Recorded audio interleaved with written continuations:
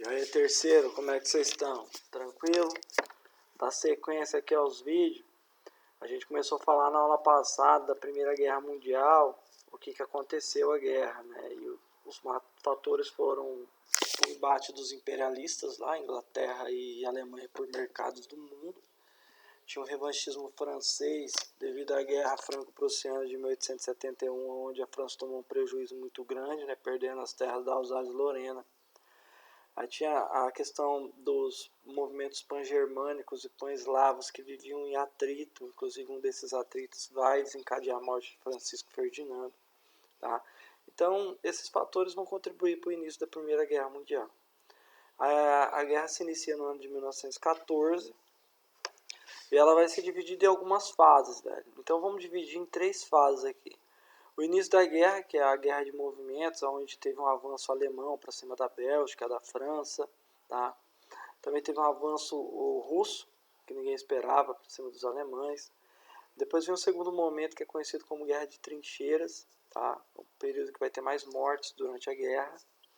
E finaliza com a saída da Rússia, a entrada dos Estados Unidos e a derrota alemã, a derrota do Império Austro-Húngaro.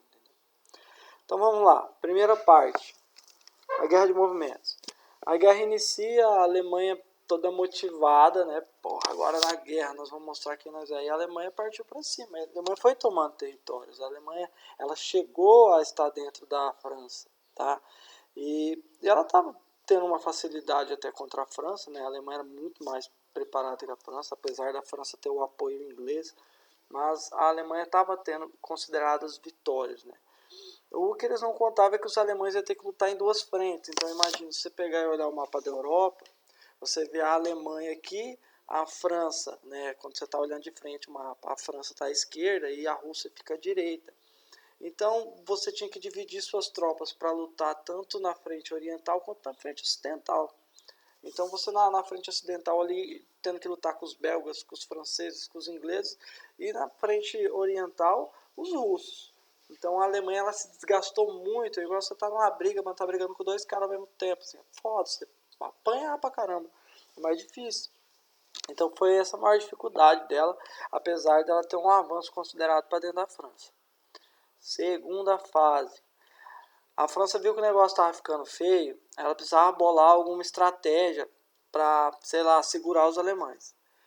E a gente sempre fala que a Primeira Guerra Mundial era uma guerra com armamentos do século XX com estratégias do século XIX. E a primeira estratégia do século XX foi a trincheira. Então, mano, os caras antes iam na guerra, ia todo mundo de peito aberto, tiro, não sei o que. Aí o que os caras vão fazer? Vão cavar um buraco, mano, e vão ficar no buraco. Ali eles vão colocar um novo equipamento de guerra, que vai ser fundamental para matar gente pra caramba, que é a metralhadora. Então, quando você avançava, a metralhadora, o cara da metralhadora que estava escondido no buraco, ficava atirando. Então ele ia matando dezenas. Então, para quem tá avançando, ficava ruim. Virou uma guerra onde o sistema defensivo ele era muito superior ao sistema de ataque. Então você ia ali correndo com seus fuzis e os caras com a metralhadora escondida. Mano, prejuízo para você. Então o que aconteceu? Os alemães seguravam a sua posição e faziam trincheiras do outro lado. E daí ficou de um lado a trincheira, do outro lado a trincheira. E ninguém avançava. O máximo que você conseguiria fazer era bombardear as linhas inimigas.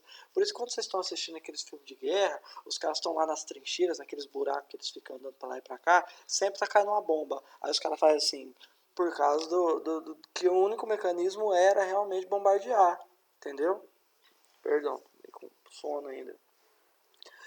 Então esse período da guerra de trincheira vai ficar marcado porque vai morrer muita gente.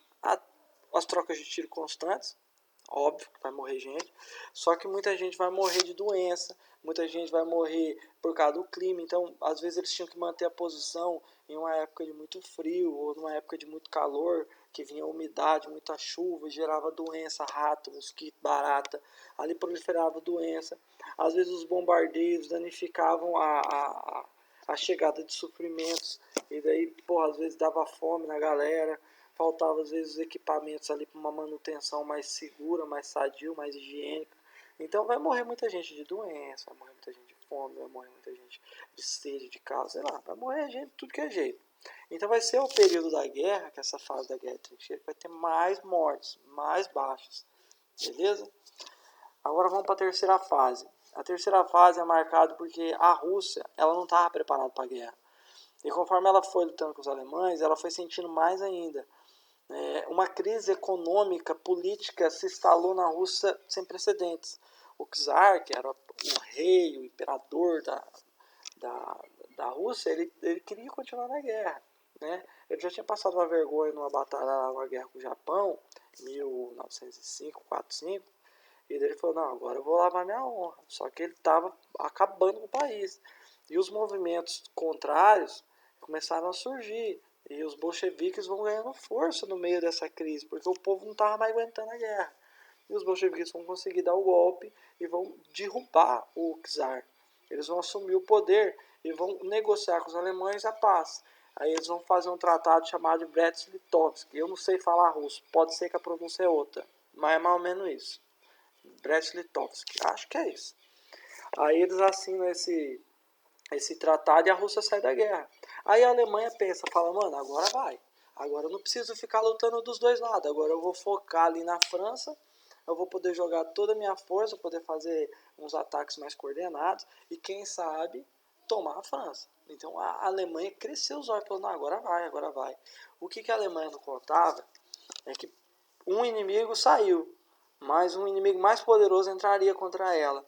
Né? Durante esses primeiros anos de guerra, esses 3 primeiros anos de guerra, os Estados Unidos financiou a Inglaterra, financiou a França, e ele estava derramando dinheiro, ele vendia armamento, ele prestava dinheiro, ele vendia alimento, ele vendia os materiais bélicos, desde capacete, roupa, tudo estava saindo dos Estados Unidos. Os Estados Unidos estava, e o cachorro, filha da... Aí os Estados Unidos estavam vendendo muita grana, vendendo muita coisa, ganhando muita grana. E ele falou, mano, se a Alemanha ganhar, a França e a Inglaterra é perigoso me dar o calote. E além de eles serem parceiros comerciais importantíssimos. Então o que eu vou fazer? Eu vou aproveitar e vou entrar nessa guerra para garantir os meus investimentos. Porque queira ou não, ele investiu na França e na Inglaterra. Ele derramou muito dinheiro ali. E os Estados Unidos vêm. Muitos soldados, ou equipamentos de primeira. Ele estava de boa. Os Estados Unidos não estava tendo o peso de 3 anos de guerra. Na Alemanha já estava faltando comida para a população. A Alemanha já estava numa situação muito difícil. E com a entrada dos Estados Unidos, novinho em folha, superpotência, bem armado, um monte de soldado, a Alemanha vai ver que vai ficar quase impossível sustentar essa guerra. E nesse contexto, o povo na Alemanha começa a fazer pressão. E o Kaiser não vê outra coisa. O Kaiser, o Führer, eu viajando de novo. O imperador do Império Alemão, ele vai pegar e vai assinar a paz, sob muita pressão. E aí finaliza a Primeira Guerra Mundial com a vitória da Tríplice Entente. Né? A Itália, no ano de 2015, que era para ficar do lado da Alemanha, entra contra. Né? O Império Austro-Húngaro fica muito envolvido em guerrear com a Sérvia ali, então ele não dá um suporte interessante para a Alemanha. A Alemanha se viu sozinha lutando contra russos, ingleses e franceses, depois contra ingleses, franceses e americanos. A Alemanha não aguentou, foi derrotada. Aí ela vai assinar o Tratado de Versalhes, que vai ser muito complicado para eles. Aí na próxima aula eu vou falar das consequências da guerra, vou falar do Tratado de Versalhes, vou falar como é que ficaram os países envolvidos. Beleza, gente? Valeu pela atenção aí.